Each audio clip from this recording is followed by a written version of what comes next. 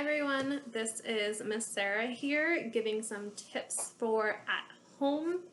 Gonna go over a really simple sticker chart that can also just be used for if you only have markers or crayons at home, if you do not have stickers, to help your student at home make some better choices, some preferred choices, whether that's your student struggling to handle their routine now at home, whether that's your student is struggling to get their work done, to understand that they still do need to clean their bedroom, or if you want your student to be getting outside and to regulate their bodies and emotions better.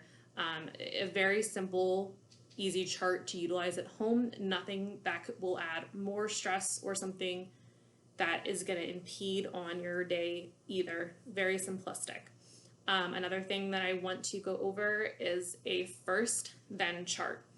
This is something very basic and something that can help your student understand what is going to happen first and then what will then happen after that. It's a visual tool to use for students who struggle with their schedules, who can struggle with not understanding what can happen first and what can happen then, who just constantly are asking, well, what are we doing next? What are we doing next? What are we doing now? It's just a very simple tool to use. If your student does not read yet, this one could be a little trickier if you do not have a printer at home to be able to print out any pictures for them. So this one could be just a little trickier that you may still have to read their first then visual schedule right now. All right, so first I'm going to start with the very basic sticker chart. Again, if you don't have stickers, neither do I, so you're going to see that modification right now. So to start, you want to be able to write your student's name at the top, make it really fun, make it something that they want to use right now. So I'm the student right now, so it would be Miss Sarah's, we're going to call it a reward board because, again, I don't have stickers, so I'm not going to falsify that I'm going to earn stickers because that's something that could set me off and get me really upset. So Miss Sarah's reward board.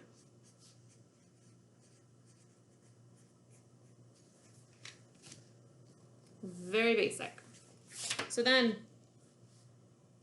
very, very simple, drawing 5 boxes. We don't want to make it unmanageable. And then the line after the 5th box. You can look at your student and ask, what do you want to earn after we fill in these 5 boxes for you making good choices that are asked of you? Your student may sit there and say, I don't know.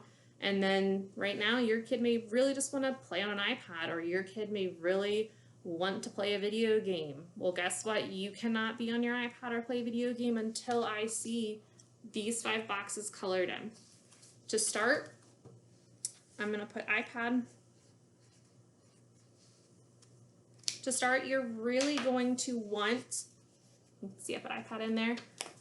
When you see your student doing really good things, it could even just be they listened to you the first time, they completed one part of their academics for that day. The very little things to start, because you want that instant gratification right away in those moments. You don't want them to feel like, oh, it took me 1 hour just to earn 1 box. It should not take that long because it's going to fail right away. We don't want that to happen right now. So they want iPad. Oh, fabulous. You're listening the first time. You're sitting beautifully at your seat to get this work done. Guess what? You earned 1 box. Let them color it in. Let them pick what color. Make them want it because they want that iPad. Oh, guess what? You helped me out beautifully without me having to ask. What color do you want? Still purple? Beautiful. And so on and so forth. It could be that they didn't fight with their siblings for 2 minutes. Praise it, because that 2 minutes was the quietest it's probably been in the house forever.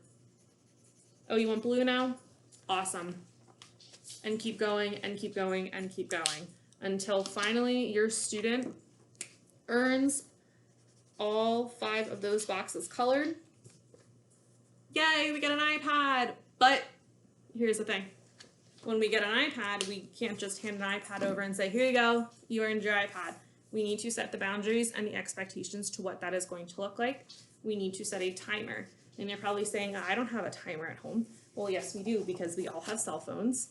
At our house, we all typically have a microwave, a stove, something that has a timer on it. I'm guessing TVs may even have a timer on it now because they're insanely tech savvy. You can like talk into the remote, so it wouldn't surprise me if you could talk in and say timer for whatever amount of time. Give your student the expectation. If you don't want them going very far away from you with an iPad, say you're going to sit right here. Here's your timer for 5-10 minutes with this iPad. If you don't want them on certain sites, give that expectation up front so they're not shocked when they get on the iPad and they're like, nope, can't do this, can't do this, can't do that.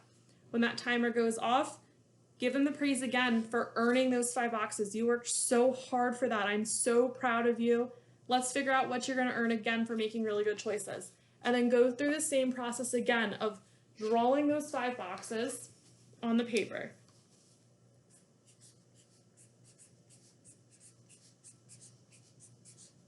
Draw that line and say, all right, now what are we going to earn next? And using the word we is a lot more powerful than what are you going to earn? Because by saying we, your student knows that you're in a team together with them. They're not on their own. They can come to you for help. They want to now earn going outside. Beautiful. It's bright and sunny where I'm at. They want to go outside. Awesome. Let's get it done together. Color those 5 boxes in. Let them get outside. Beautiful. So then,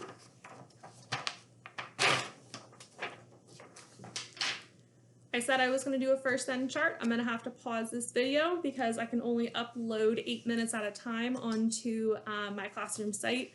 So I will need to pause this and then do a part 2 for our first end chart. So stay tuned for part 2 of this video. Bye guys.